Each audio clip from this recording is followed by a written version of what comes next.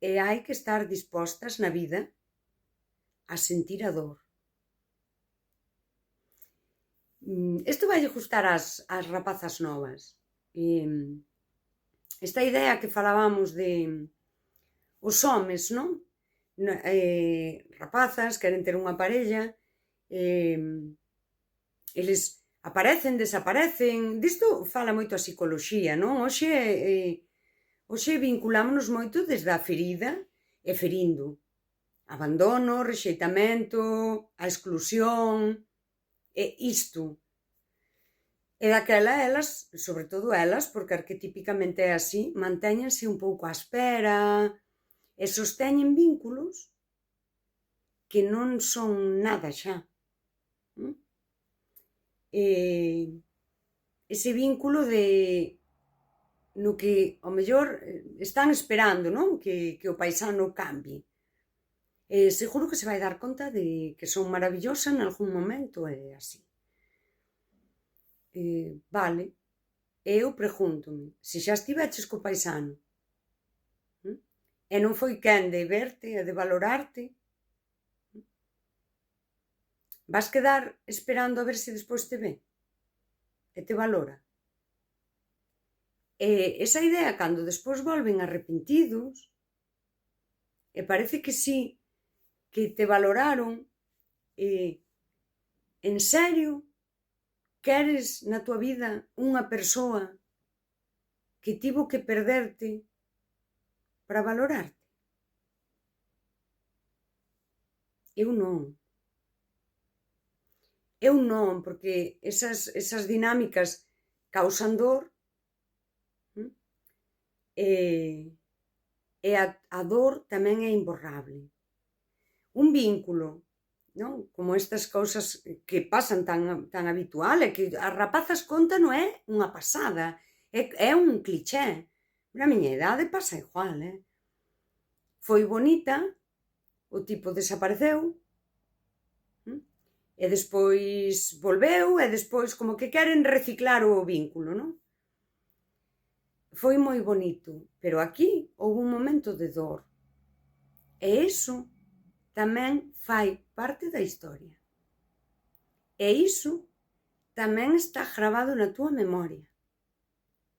Sobre todo na memoria emocional. E hai un montón de cousas que pasaron nese tempo que cando pasa algo similar, cando o tipo teña un comportamento que ti inconscientemente che lembra a cando marchou, cando escoites calquera cousa, mesmo unha canción que saíu nova naquel tempo que el faltou e que a ti che activou algo, cada vez que a escoites, a túa memoria emocional vai te levar a esa dor. Non digo eu que non, eu creo nas segundas oportunidades, por suposto que sí. E creo na capacidade das persoas de cambiar e evolucionar, especialmente na xente nova. Creo no seu como un dereito emocional a errar e a poder aprender diso e reparalo. Sí que creo. Mais isto que digo non deixa de ser certo. Esa dor tamén fai parte desa historia. Tamén queda gravada para ti. Daquela, hai que pensalo moi ben. Por dignidade, por autoprotección. É super importante isto. Moito. Fálase moito de romantizar a dor, como que ti dixas, tes que atravesar esa dor. Non, isto dixo yo pas mozas novas é así. Non romantices a dor cando o tipo desapareceu da tua vida, sí? Esta non a tes que romantizar, pero hai unha dor que aínda tes que romantizar menos, que é a dor do home que sufre porque todo lle sae mal e porque nunca se adapta aos vínculos.